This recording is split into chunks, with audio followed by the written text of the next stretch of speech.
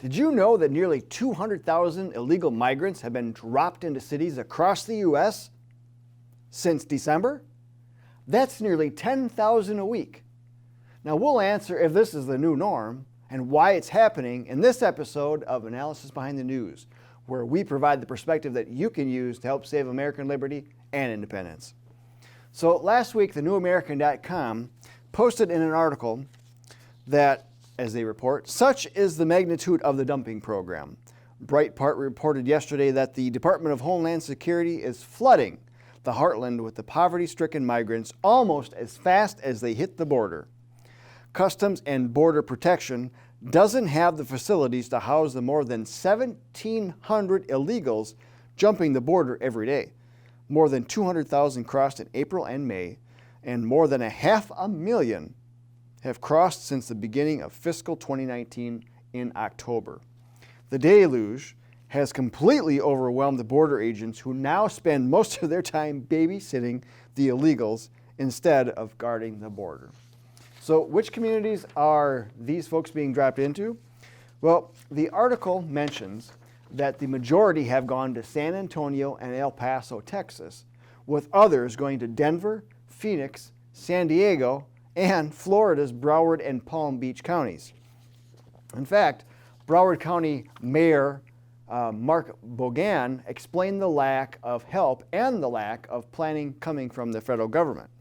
He told USA Today that Customs and Border Protection officials would dump 1,000 illegal families a month into the two communities. He said the plan is irresponsible and predicted a homeless encampment of poverty-stricken migrants with no place to live and no place to go.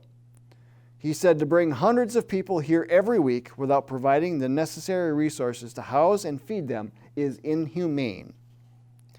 The Customs and Border Protection officials offered no other details or offers of assistance, Palm Beach County Sheriff Rick Bradshaw told USA Today.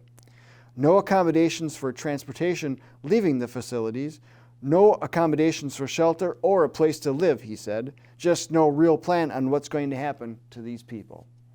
So here we have a continuous stream of migrants overrunning the southern border, including the systems and the facilities set up to process them.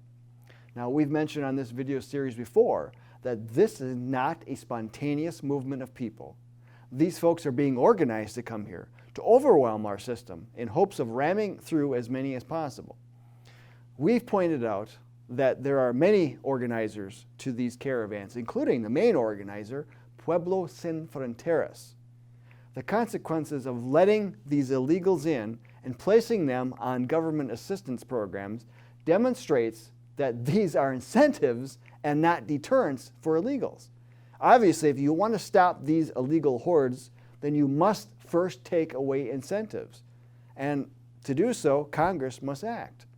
They must take away the government assistance programs and the welfare, and they must beef up border security to repel the immediate invasion.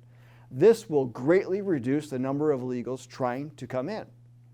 So there's a strategy that big government globalists have used for years to change the society of a country in order to get them to accept global government. And it's to bring in migrants on such a scale that it not only changes society, but it also changes government. Deep state establishment wants to create problems big enough that it causes the country to expand the scope of its government to solve the problem, as well as to have the country seek out help from international programs that globalists have set up. Of course, this international help comes with plenty of strings attached. None of it good for American sovereignty. The ultimate goal of these globalists is to see countries being brought under a world government, run, of course, by them. And although Wikipedia and YouTube will tell you that this is just a mere conspiracy theory, leading planners of this idea have come forth over the years to advocate what they call a new world order. That's not our label for it, or even our words. It's their own. As we in the John Birch Society have pointed out over the last decade, Article 4, Section 4 of the Constitution states in part that the United States shall guarantee to every state in this union a republican form of government, and shall protect each of them against invasion. The media points to a number of about 11 million illegal aliens that reside in this country, yet they've used this same number for decades. The true number is likely many times greater, probably north of 40 million. Now, with the border being overwhelmed, what else can you call it other than an invasion? In fact, past supporters of this mass migration have also deemed it an invasion. Does it make sense that the U.S. would incentivize illegal migration and then have strong border security? It doesn't, which is why you will not see both. The globalists in Congress have acted on behalf of the illegal migrants for years, while pretending through strong rhetoric that they stand for more border security.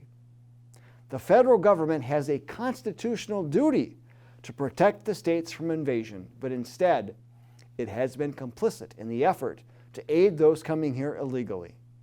According to our 2010 documentary, Constitution See, Amnesty No, the litany of consequences of the invasion includes various avenues of financial drain on a government level, as well as money being sent out of our country by the illegals, hospitals being forced to close due to a swelling of emergency room visits, schools being inundated with students that don't speak English, and prisons that get filled due to a migrant's willingness to work in the drug trade or to join a gang and engage in gang activity.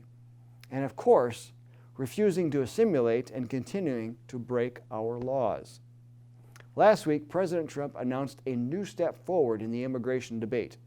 His plan would end family chain migration and place the emphasis instead on those who have a professional or technical background who would qualify for what he called a new Build America visa. While details are sketchy, Congress has a chance to act to protect American independence and liberty for current and future generations.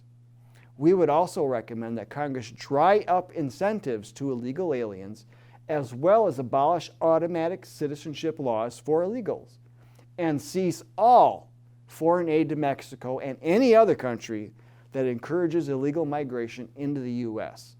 We also recommend that states pass tougher legislation against illegal aliens from seeking employment and benefits.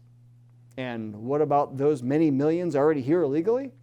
We say again, remove the incentives and government assistance programs on all government levels, and most of these folks will self-deport. America cannot continue to stand a globalist mentality of open borders, because with open borders comes an erasure of the American form of government that will eventually lead to a world government with no rights or liberties. The John Birch Society has been on the forefront of educating concerned Americans for 61 years on the dangers to the country, both foreign and domestic. Our National Concerted Action Program has thwarted the deep state globalists time and time again. If you're concerned, then please consider joining other patriots at the John Birch Society.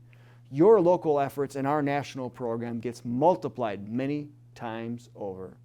We ask you to please visit jbs.org/join for additional details.